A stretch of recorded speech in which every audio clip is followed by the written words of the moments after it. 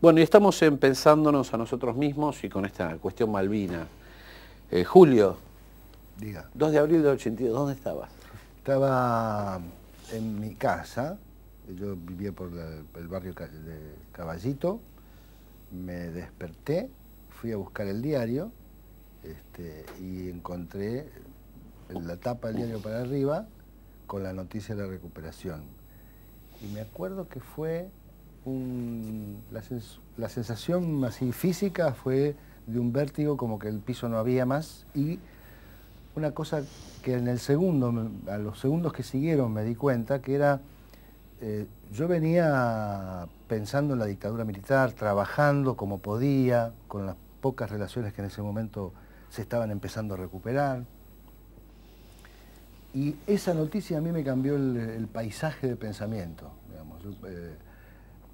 Yo sentía que veníamos en una pelea en debilidad, en la mochila con procesos populares fracasados y sin una alternativa recreada. Digamos, veníamos peleando porque había que pelear, pero no había un proyecto construido y en camino, y que la apertura o la reapertura de la visión imperio-nación, lucha anticolonial, lucha continental anticolonial, en lo personal y en mi actividad cotidiana abrió un universo diferente,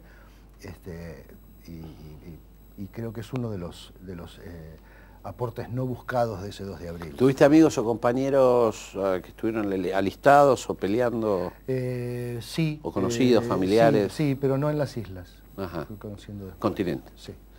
¿Y vos, Norma, dónde estabas? El 2 de abril. En Ushuaia, en la capital de las Malvinas hoy. Sí, también, lo primero, yo en ese sentido, por ahí soy muy intuitiva o irracional. Lo primero que sentí, ni bien me enteré esa mañana, fue alegría. Claro. Y a las pocas horas nos estábamos autoconvocando, como pasó en el resto del país, en la plaza.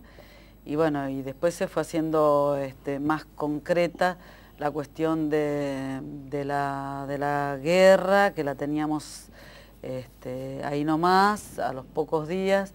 Y bueno, los oscurecimientos nos tocaron, aprender a cómo eran el abastecimiento de la ciudad, empezar a conformar consejos y los vecinos responsables, toda una cosa nueva para mí y me imagino que para todo el mundo, porque nosotros no hemos pasado, los argentinos, eso, pero sobre todo en algunas ciudades como Río Grande, Ushuaia, Río Gallegos, fue más fuerte, ¿no? Pero así como somos los argentinos pasionales, bueno, yo además correntina, así que hemos aportado muchos soldados para la causa, y yo me sentía capaz de cruzar el Bigle e irme para allá, no había ningún problema. Después hubo toda una serie de análisis distintos y en distintas etapas diferentes a la vez, ¿no?, de este acontecimiento del 2 de abril. Una pregunta para los dos común. Malvinas, ¿no? La guerra de Malvinas. ¿Ambición cesarista de un general borracho o una causa nacional? Rápido. Una causa nacional. Es una causa nacional. Sí, lo otro es una circunstancia de la A ver cómo es eso, porque vos lo tratás de explicar en tu obra yo siento artística. Que incluso contemporáneamente la cuestión Malvinas es una de esas cuestiones que Rodolfo Kusch diría que es un operador seminal, ¿no?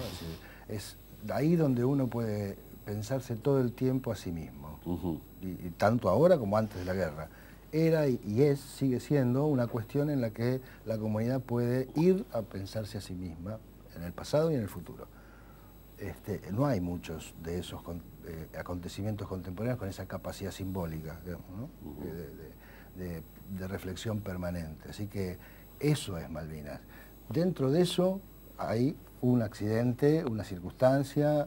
En general digamos, los análisis sobre la guerra se dividen en los que buscan la causa de la guerra dentro del país, es decir, que es una cuestión de una necesidad de algunos sectores internos, y los que la buscan afuera, los que piensan que la guerra o una guerra internacional tiene factores desencadenantes que no están dentro del país solamente. Y eso hace justamente que si hay un general borracho sea una circunstancia más dentro puede ser decisiva en algún momento, ¿no? O en alguna fase del acontecimiento, pero el grueso del asunto, el corazón, el carozo está en otra parte, me parece. ¿Y para vos? No, sí, para mí también, en principio obviamente fueron las dos cosas, pero que es una causa nacional, con Galtieri o sin Galtieri, es una causa nacional. Y creo yo que, bueno, invalida el hecho de cómo se forjó todo ese 2 de abril. Por ahí lo que todos ambicionábamos como argentinos, a lo mejor si se hacía en otras circunstancias, era un hecho de justicia y no ni una invasión, ni un arrebato, pero bueno, las circunstancias se dieron en ese contexto histórico.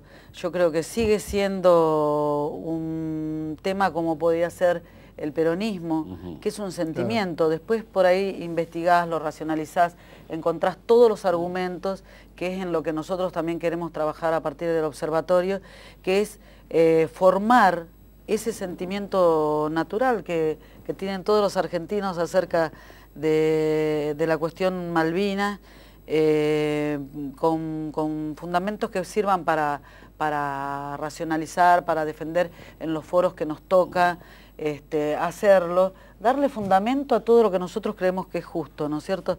Y ahí es donde también, como ustedes, le damos importancia a la cuestión educativa. Creo que hay una falla muy importante porque hubo como cierta división, que también es una cosa frecuente, por lo menos en nosotros, no sé si en todas partes, pero en la Argentina sí, que la cuestión más académica o intelectual un poco se resignó en algún momento, no solamente calificó a esto como la aventura de un borracho, sino que además descalificó o le sacó posibilidad a la Argentina de recuperar vía diplomática o por la vía que fuere nuestros derechos en esa zona, porque no es solamente Malvinas, sino que es todo el Atlántico Sur, Patagonia, toda su proyección, claro, Antártida, todo.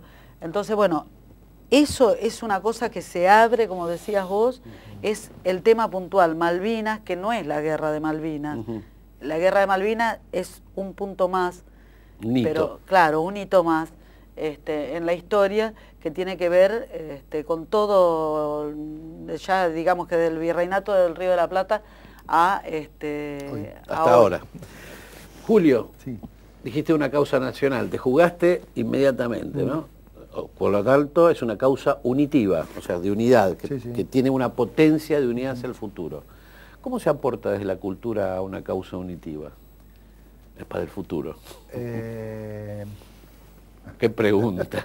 ¿Cómo se aporta? Como cada uno pueda. Claro, está bien. Pero saliendo, ¿con qué herramientas? ¿Con qué métodos? ¿Con qué provocaciones? Se pueden elegir muchos caminos para contestar la pregunta. La que a mí me parece, en lo personal, que no es un mandato ni una ley, es sacarle provecho a esa capacidad que tiene el tema de permitir la reflexión sobre la identidad, ¿no?